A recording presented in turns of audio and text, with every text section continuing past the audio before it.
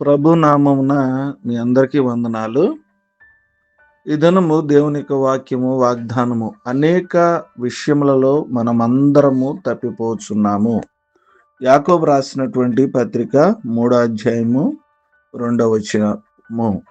దేవుని బిడ్డలారా, మనం చాలాసార్లు అన్ని విషయాల్లో మనం తప్పిపోతూ ఉంటాం. మన ఆత్మీయ జీవితం నుండి అపవాది మనల్ని తప్పించడానికి ఎన్నెన్నో ప్రయత్నాలు చేస్తూ ఉంటాడు. కుయుక్తిగా ప్రవర్తిస్తూ ఉంటాడు. మనల్ని దేవుని నుండి దూరం చేయడానికి అవకాశం వరకు ఎదురు చూస్తూ ఉంటాడు. తన కుయుక్తితో మనల్ని ఆత్మీయ జీవితం నుండి తొలగించేయడానికి ఉపాయాలు వేస్తూ ఉంటాడు. ఆదాముతో దేవుడు చెప్పాడు, ఈ చెట్ల ఫలంలో మీరు తినకూడదని. ఆ సంగతి అవ్వమ్మ కూడా బాగా తెలుసు, ఈ చెట్ల ఫలం తినకూడదని. అయితే తోటలో అన్ని చెట్ల ఫలములను తింటూ తిరుగుతున్నారు. దేవుడు తినవద్దని చెప్పిన వృక్ష ఫలం కూడా వీరికి కనబడుతున్నాయి, కానీ ఎప్పుడు కూడా వాటిని తినడానికి సాహసించలేదు. అయితే ఒకరోజు అపవాది కుయుక్తిగా అవ్వమ్మ దగ్గరికి వచ్చి మాట్లాడి తెలివిగా అవ్వమ్మ మనసును నిలకడగా ఉండకుండా చేశాడు. అవ్వమ్మ ఆ పండును తినకూడదు అని తెలిసినప్పటికి కూడా తిని దేవుని ఆజ్ఞను మీరింది.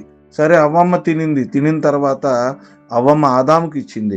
దేవుడు తినకూడదని చెప్పిన ఆ వృక్ష ఫలమును ఎందుకు సాహసించి తిన్నావని ఆదాము అవ్వమ్మను హెచ్చరించలేదు. ఆదాము కూడా తినేశాడు.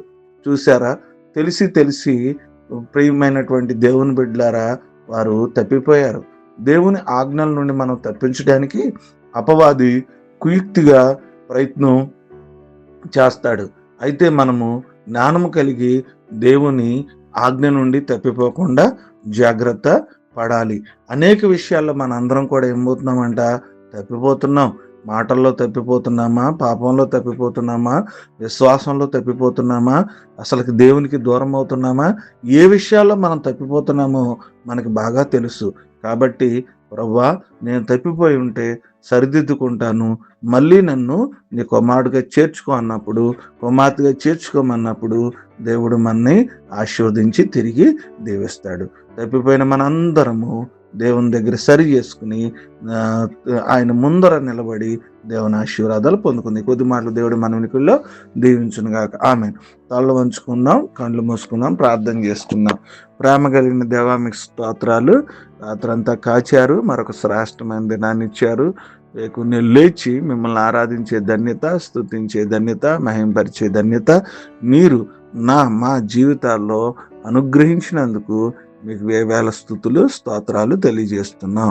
నైనా వాక్యం ద్వారా సూటిగా మాతో మాట్లాడారు ప్రభు. అనేక విషయాల్లో మనందరం తప్పిపోతున్నాం అన్నారు. మేము ఎవరైనా అనేక విషయాల్లో తప్పిపోయి ఉంటే మా జీవితాలను సరి చేసుకుని, తప్పు సరిదిద్దుకుని, మీకు దగ్గరగా ఉండి తప్పిపోకుండా మీ సన్నిధిలో ఉండే కృప అందరికీ మాకు దయచేయమని ప్రార్థన చేస్తున్నాం. ఈ దినపు మా అవసరతలు అన్నిటిని కూడా జ్ఞాపకం చేసుకోండి ప్రభు. ముఖ్యంగా వివాహ దినాలు, పుట్టినరోజుల్ని, అనారోగ్యాల్ని, ఆర్థిక సమస్యల్ని సమస్తమును మీ చేతులకు అప్పగిస్తూ మిమ్మల్ని స్తుతిస్తూ ప్రార్థన యేసు నామమున అడుగుచున్నాము తండ్రి.